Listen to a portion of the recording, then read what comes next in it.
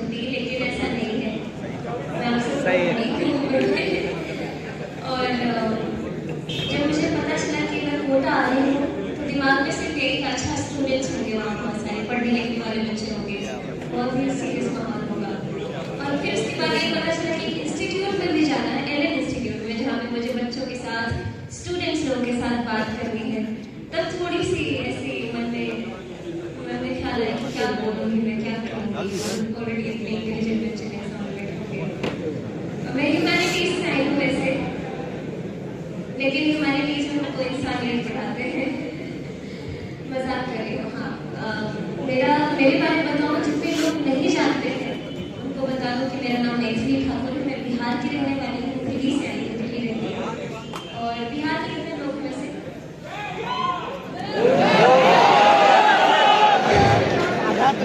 Uttar Pradesh, UP भी बोलिए। बाकी पूरे भारत के बच्चे हैं, सभी को नमस्ते, सभी को ढेर सारा प्यार। क्या बात है। थोड़ा भाईचारा अपने आप स्थापित हो जाता है बिहार यूपी वालों से, लेकिन पूरी भारतवासी जितने यहाँ पे हैं सभी को ढेर सारा नमस्ते। और अपने बारे में बताने को कहा गया है तो मैं 2000 में पैदा हुई हूँ, कैलकुलेट के लिए इतनी बड़ी बात है। और उसके बाद मेरी स्कूलिंग भी दिल्ली से हुई है, दिल्ली से ही पढ़ी हूँ, और ग्रेजुएशन भी मेरी यूनिवर्सिटी से हुआ है। उसके बाद मैं पूरी तरीके से अभी म्यूजिक में लग गई हूँ। और अब मैं अपने सांगीतिक करियर के बारे में बताऊँ कि कैसे मैंने शुरू किया। आप लोगों ने जैसे पढ़ाई के ऊपर पूरा अपना फोकस रखा है, मुझे कभी पापा ने बोला ही नहीं था कि तुमको पढ़ना लिखना है। बचपन में मुझे मालूम ही नहीं था स्कूल का कॉन्सेप्ट क्या होता है, हमारे यहाँ पे गाँव में क्या होता है कि नाम। अच्छा, समझ में आ रहा है कि नहीं मेरी बात? हाँ, नहीं मूड़ी डोलाई ऐसे करके समझ में आ रहा है। हाँ, तो हमारे यहाँ पे कॉन्सेप्ट है, मास्टर जी आते हैं, सबको एक बार बिठाते हैं, एक घंटा पढ़ाते चले जाते हैं। तो स्कूल का कोई लेना देना नहीं था। बहुत बड़ी हो गई, मैं छठी के आसपास की हो गई, 6th क्लास के स्टूडेंट के आसपास। उसके बाद जाके मेरा स्कूल में एडमिशन हुआ, तब पता चला कि FA1 होता है, SA1 होता है, एग्जाम्स होते हैं, ये सब कुछ होता है। तो पहली बार में मुझे 70% आया था, अंग्रेजी बिल्कुल नहीं आती थी। उसके बाद धीरे धीरे पता चला, पापा तो बोल रहे हैं कि म्यूजिक ही करना, पढ़ाई लिखाई करना नहीं है। तो उससे और मोटिवेशन आ गई कि आपको पढ़ाई करना है, क्योंकि मुझे बोले कि वो नहीं करना है, जो मेरा मन करेगा वो करना है। IAS बनने का बहुत बड़ा था।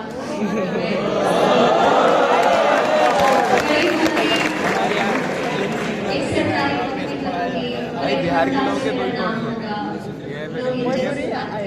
जब छोटे होते तो यही चीजें भाई नाम तो लिया भाई, महाराष्ट्र तो कहाँ गया?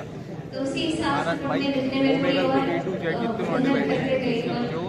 ऐसा नहीं है कि आप लोग इंटेलिजेंट हैं, मैं बहुत थी। 90% तो मैं ब्लैगिंग के सामने खड़ी हुई थी।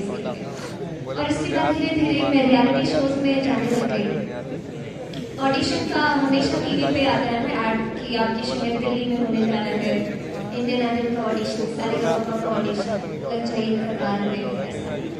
तो हर ऑडिशन के लिए जाते थे, पापा लेकर के जाते थे। वहाँ जाके पता चला कि जहाँ पे मैं खड़ी हूँ लोग तो 2-2 दिन पहले से आकर के लाइन में खड़े हैं, और मैं तो आज पहुँच। लोग अपना बोले बिस्तर लेकर के सोए, मतलब इतना कॉम्पिटिशन था। और फिर अब आता है जो थोड़ा दिल दुखाने वाला दौर था मेरा, कि ऑडिशन करते करते 8 घंटे 9 घंटे लाइन में लगो, अंदर पहुँच करके छाट देते थे। तो छटने के बाद बहुत दुख होता था, क्योंकि जिस इज्जत के साथ अंदर गए थे ऑडिशन देने के लिए, और जैसे ही बाहर आते हैं जब बताते हैं कि आपका सिलेक्शन नहीं हुआ, तो जो आपके ऊपर जो स्टिकर चिपकाते हैं ना, वो आपने देखा होगा टीवी पे, 1199 ऐसे करके आपका कोड नंबर होगा। आप जिस कॉन्फिडेंस के साथ अंदर जाते हैं, गाना गाते हैं, सिलेक्शन नहीं हुआ तो लोग इतने निर्दयी होते हैं, बाहर आने के बाद ऐसे जोर से स्टिकर फाड़ते हैं आपके बॉडी से। ऐसा लगता है कि हमने कुछ किया नहीं, पूरी जिंदगी बर्बाद हो गई हमारी, ऐसा महसूस होता है उस वक्त के लिए कि अब तो कुछ है ही नहीं। फिर अगले साल ऑडिशन के लिए तैयारी की, ऐसे करते करते 5-6 ऑडिशन में ऐसा हुआ कि 2 पास कर जाती है तो तीसरे में छट जाती हूँ, पहले में ही छट जाती है, दूसरे में ही छट जाती हूँ। फिर मैंने 2015 आज के बाद कभी ऑडिशन में नहीं जाऊंगी, लेकिन करूंगी क्या? उस समय के लिए यही था कि जो भी गायक बनेगा वो टीवी पे गाएगा, मूवी में गाएगा, तभी वो फेमस होगा, नहीं तो फेमस नहीं हो सकता। हम लोग भी ऐसे सोचते हैं कि कोई पिक्चर में गाता है तभी फेमस होता है। 2017 में मन बनाते बनाते चले गई, फिर से ऑडिशन में चली गई। प्रॉमिस की थी नहीं जाऊंगी, लेकिन सोचा कि इस बार लास्ट चांस है। तो शायद मेरा छठा या सातवां ऑडिशन था 2017 में। अंदर गई तो फिर बड़ी मोटिवेशन के साथ गई और सब अच्छा चल गया। आपने देखा होगा दिलजीत दोसांझ, मोनाली ठाकुर और शंकर जी ये सब जज थे। तो उस समय में बहुत अच्छा हुआ, लोगों ने देखा, पहचाना।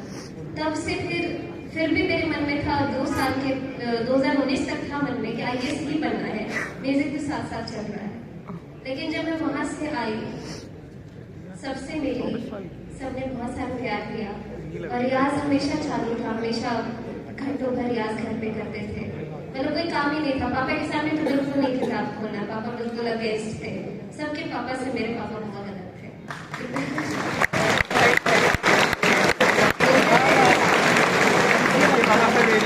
अभी भी भाइयों को भी जैसे इनका मन करता है पढ़ने लिखने का, नहीं इनको तो सिर्फ म्यूजिक करना है, म्यूजिक के अलावा कुछ करना ही नहीं। तो इसीलिए फिर उल्टा करने का मन करता था, तो मैं जान बूझ के काम करती थी, नहीं मैं तो यही करूँगी। तो फिर 2017 के बाद काफी दुनिया मेरी बदल गई। लोग देखते थे, पहचानते थे, फेवर करते थे। कोई भी चीज 50 रुपए का दे रहा है, नहीं आप सब 40 रुपए ही देंगे। ऐसे करते करते छोटी मोटी चीजें ऐसा लगने लगता था कि आप पूरी दुनिया में जानती है, बहुत अच्छा लग रहा है। फिर ऐसा भी होता था कि रियलिटी शो में कोई भी जीतता भी है तो 1 साल के बाद, 1 साल के बहुत ज्यादा, 2 महीने के बाद भूल जाते थे। मैं नहीं चाहती थी मुझे कोई भूले, मैं और आगे जाऊँ, किसी के दिमाग से ना निकलूँ। उस समय जियो फटाफट सब लोग खरीद रहे थे।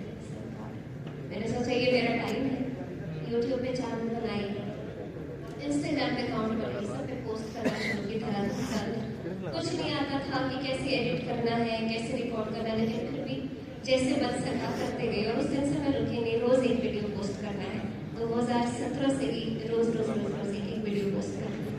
तो अभी तक वो कंसिस्टेंसी है जो मुझे लगता है किसी भी इंसान को आगे पुश करती है, आगे पॉजिटिव डायरेक्शन में लेके जाती है। अब बात आती है कि कहाँ से मेरा मन बदल गया कि मुझे IAS नहीं करना है। जैसे कि आज ही मैं आप लोगों के बीच कोटा आई हूँ। अभी यहाँ के बाद में DM सेरेमनी होगी,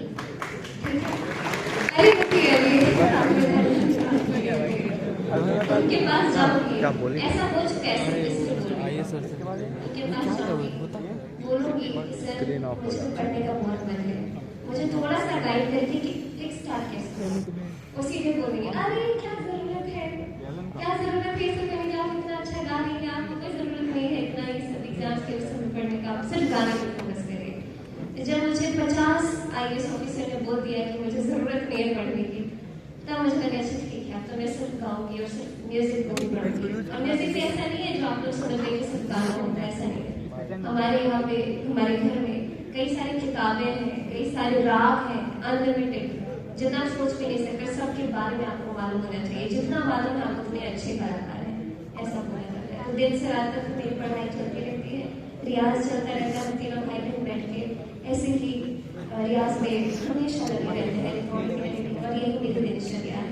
स्क्रीन टाइम मेरा वही काम है, तो उसी में लग गई हूँ कंप्लीटली कि मुझे म्यूजिक ही करना है।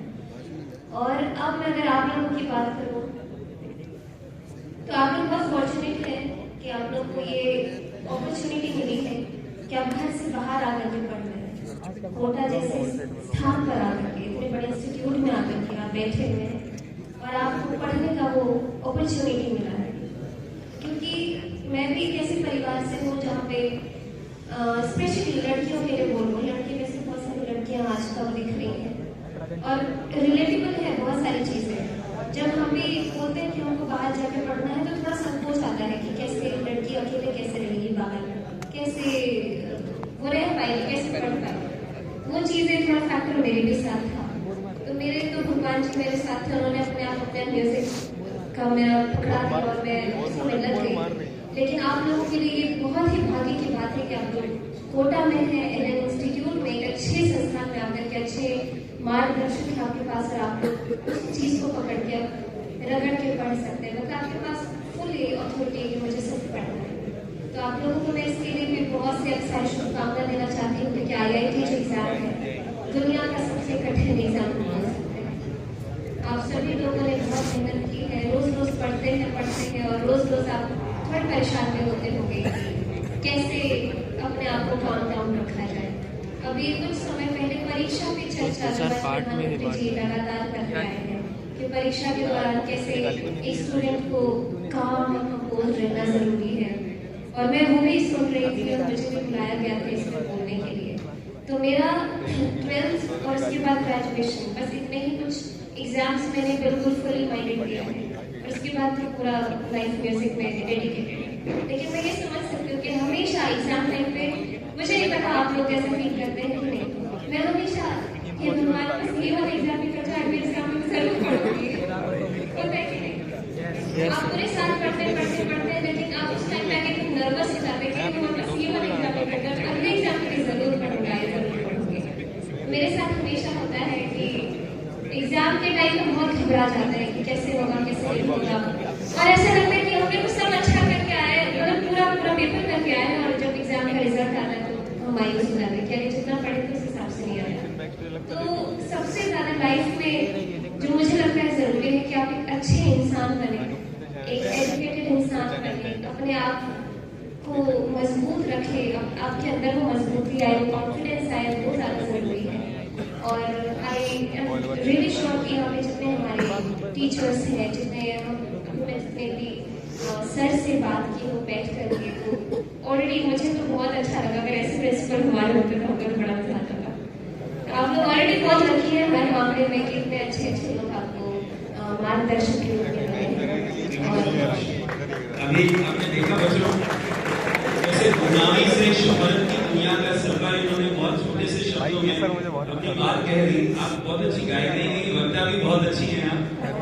तो आपने ये महसूस किया कि हम लोग अपना स्ट्रगल आप लोग करते हैं जेई के अंदर, कितने लोगों को लगता है बहुत ही स्ट्रगलिंग लाइफ है, जेई की तैयारी बहुत ही मेहनत करवा रहे हैं हम लोग। हाथ खड़े कीजिए। जिनको मेहनत नहीं करवा रहे उनका फोटो खींच के रख लीजिए सर, उनको अलग से मेहनत करना नहीं पड़ेगी। आप मेहनत करोगे नहीं, मेहनत कर रही हो, ऐसे भी सोच रहे आप मेहनत नहीं कर रहे, ऐसा हो रहा है या आप भी मेहनत कर रहे हो? कर रहे हैं। यार मुझे पहली बार पता लगा कि कंपटीशन जेईई नहीं है, कंपटीशन जेईई नहीं है, सब जगह है। अभी भी मैंने बताया कि बहुत कंपटीशन है, कैसे हम लोग जा रहे हैं, कितनी फाइनल टेस्ट आ रहा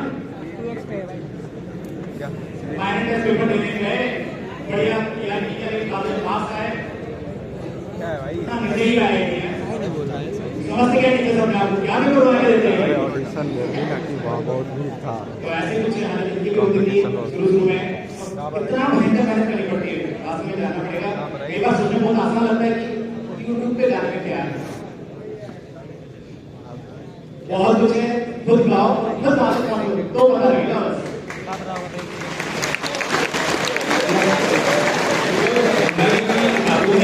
साइंस में इससे ज्यादा गहराई संगीत में, संगीत की किताबें, संगीत की शिक्षा कोई सरल शिक्षा नहीं है, बहुत ही लंबी साधना है, और उन्होंने बचपन से उस साधना को किया है। एक दिन, एक साल, 2 साल की बात नहीं, जैसा उन्होंने कहा 6-7 ऑडिशन दिए, 6-7 साल तो वही निकल गए। तो 10 साल से इनका करियर चल रहा है, और इनके साथ में इनके भाई अयाजी जो पहले से ही उन्होंने अपने हथियार वहां पहुंच गए, अपने स्मार्ट भाई का छोटा और ऋषभ को हम यहीं से शुभकामनाएं देते हैं अपने एग्जाम के लिए। आप हमारी शुभकामनाएं सारे बच्चे शुभकामनाएं ऋषभ को देंगे, उनका भाई है, मैं एग्जाम की तैयारी कर रहा हूँ।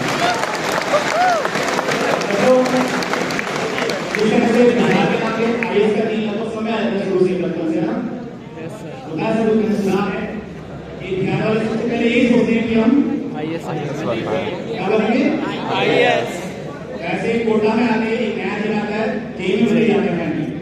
अब जेईई में जाने के बाद क्या करोगे? आपको डिसाइड करना है। आधे लोग यही करेंगे, सब निकाल करके फिर यूपीएससी के एग्जाम देने तो यूपीएससी की तैयारी करेंगे, एक कंपटीशन आप पढ़े फाइट करोगे, तो how to fight a competition, उसकी ट्रेनिंग आगे भी होगी। बाकी वो आसान है यूपीएससी आप यूपीएससी कुछ देखिएगा मैक्सिमम यूपीएससी यूपीएससी में जा रहे हैं आपको और उसके बाद आप क्या करेंगे यूपीएससी भी निकल जाएगा तो मतलब यार इस्तीफा देने का मन कर रहा है इससे अच्छा तो हो गई अपना बाहर दूसरों में ऐसी कहानी सुनती हूँ सब कुछ पढ़ पढ़ के पता नहीं कितना कितना मेहनत करके सब एग्जाम दुनिया का सारा भारी एग्जाम क्या करने के बाद होते हैं मन नहीं कर रहा था मैंने यही बताया कि आपके अंदर इतनी नॉलेज है आपके अंदर इतनी मजबूती है कि आपको लगता है कि हम कुछ नहीं करेंगे फिर भी हमारे मुंह पर है वो आपको पढ़ाई से आती है वो आपको एजुकेशन से आती है ये पावर एजुकेशन की कि आप कहीं भी आप कैसे भी डटे रह सकते हैं सर्वाइव कर सकते हैं नगरी हो कोटासी कॉन्फिडेंस चरण माधव के जहाँ मेरा ठिकाना हो जो रामायण में पहले गाया गया था और कथा सुनाते आप हारमोनियम बजा रहा है ढोलक का कोई गाना है वो मासिक फेमस सॉन्ग था और कथा सुनाते हैं सामने जो बैठा है एकदम सामने वहीं से शुरू कीजिए अब आपकी कथा आपके पास माइक है शुरू करेंगे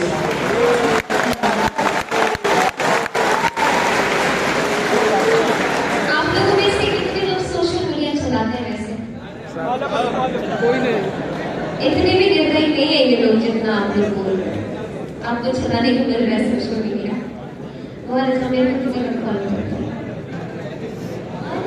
जिनके हाथ नहीं उठ रहे प्लीज फॉलो कर लीजिएगा मेरा नाम है ठीक है तभी मैं गाना सुनूंगी ओ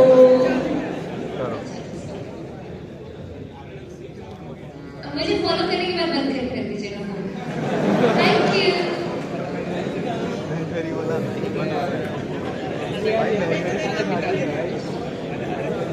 रिक्वेस्ट ये फॉलो आपको जब क्वालिफाई करके आईटी में पहुंचे ना तो ये आपको पूरा फॉलो